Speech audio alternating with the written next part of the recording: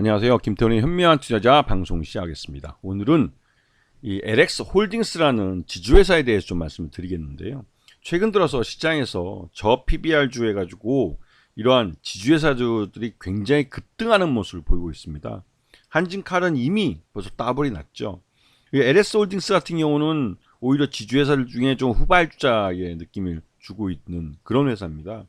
근데 이게 LX홀딩스는 구본준 회장이 LG그룹으로부터 이제 독립을 하면서 그 LG그룹 계열사 중에 이 똘똘한 반도체 쪽에 LX 세미콘, 그다음에 건축자 쪽에 LX 하우시스, 그다음에 그 옛날에 LG 상사를 하는 LG 인터내셔널 이렇게 갖고 나오면서 만들어진 중소 규모의 그룹이죠. 그런데 여기 회사들이 굉장히 알짜배기들입니다.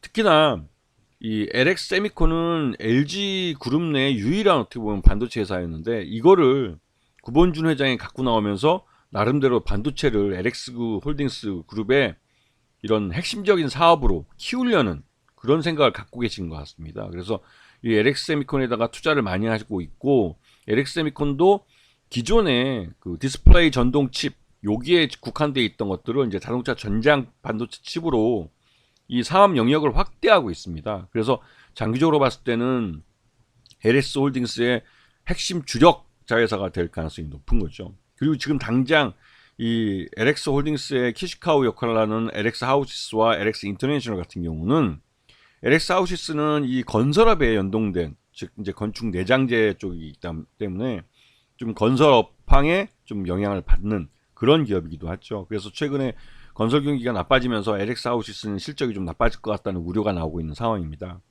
그리고 LX 인터내셔널 같은 경우는 대표적으로 이 회사가 종합 상사주이면서 또 한편으로 해외 자원 개발을 하는 회사입니다. LX 인터내셔널이 그 구조는 종합 상사 역할이면서 또 그러면서도 해외 자원 개발도 해놓고 있기 때문에 이런 해외 자원 개발한 것들의 가격 변동, 그러니까 이 원재료이기 때문에 이런 해외 자원의 그 가격 변동에 또 민감하게 실적이 움직이는 그런 회사이기도 하죠. 그래서 이런 회사들의 실적들이 홀딩스의 배당금이나 또 자회사의 그 상표권 사용료, 그다음에 지분법 손익이 LX 홀딩스의 실적을 좌우하는 그런 기준들이 됩니다. 지난해 3분기 기준으로 LX 홀딩스의 이 배당금 수익이 전체 그 수익의 71%를 차지했고, 상표권 수익이 23% 정도를 차지했죠. 그래서 실질적으로 지주회사다 보니 배당금이 가장 큰 역할을 하는 것도 사실입니다. 자, 그리고 지난해 4분기 실적이 이제 잠정 실적으로 공개가 됐는데, 이게 매출 외형은 아주 급증을 했지만 영업이익과 당기순이익은 아주 반토막이 나버렸습니다.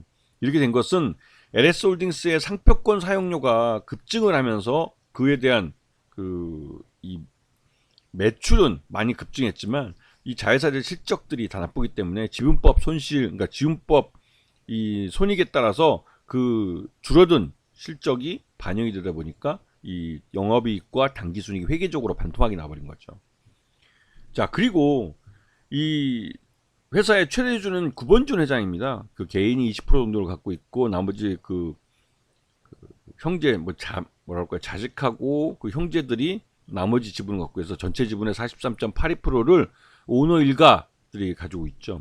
이런 구조는 그 다른 그룹도 비슷합니다. 이 지주회사는 오너 일가가 최대한 많은 지분을 가져가도록 설계가 되어 있죠.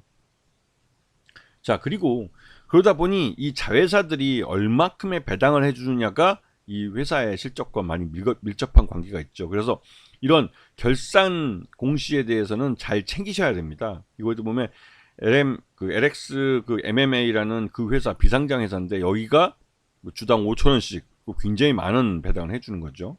그리고 LX 세미콘, 아까 말씀드렸던 반도체 회사가 1,800원 정도 배당을 해주고 있고, 그 다음에 LX 하우시스도 1,700원 정도 배당을 해주고 있습니다. 그래서 LX 홀딩스의 지난 4분기 실적 기준으로 봤을 때 적정주가 10,000원 정도로 평가되고 있고, 거기에 비해서 LX 홀딩스가 지금 저평가되어 있는 상태죠. 주가가 우리나라는 이 저평가되어 있는, 이렇게 이제 실질적으로 이 회사가 갖고 있는 내재 가치보다 낮게 평가되고 있는 이러한 주가를 적정 주가로 끌어올리라고 지금 정부가 저 PBR주에 대한 주가 부양책을 내놓으라고 요구를 하고 있는 겁니다. 그래서 이러한 그 윤석열 정부의 기업 밸류업 프로그램 이것에 대해서 이런 지주회사들이 가장 큰 수혜를 보고 있는 거죠. 그래서 최근 들어서 이런 지주회사들이 굉장히 주가가 급등하고 있는 모습을 보이고 있습니다. 근데 이게 실제로 이 대기업들이 시장에 그 설 자금을 미리 푼 것도 있고 해서 유동성 장세가 나타나면서 전형적으로 이 저 PBR 주로 알려져 있는 지주회사들이 먼저 급등을 하고 있는 모습인데요. 근데 이게 그 지금 아직까지는 그 적정하게 주가를 반영했다고 아직 보긴 어렵고 추가적으로 더 갈 가능성이 큽니다. 왜냐면 실제로 이 시중에 풀려 있는 유동성이 이 주식들을 사주고 있기 때문에 그런 건데요. 이게 이제 최소한 그 총선 때까지는 이러한 증시 호황을 유지시켜주기 위해서 인위적으로 자금을 풀면서 이 주가 부양에 나설 가능성이 크고 이번 달 내로 윤석열 정부에서 저 PBR주에 대한 기업 밸류업 프로그램을 내놓겠다고 했기 때문에 그에 대한 기대감이 있는 한 주가가 계속 우상향할 가능성이 크죠. 이런 부분들을 감안을 해서 이런 지주회사들을 보셔야 될 때입니다. 아시겠죠? 자, 오늘 방송 여기서 마치겠습니다. 감사합니다.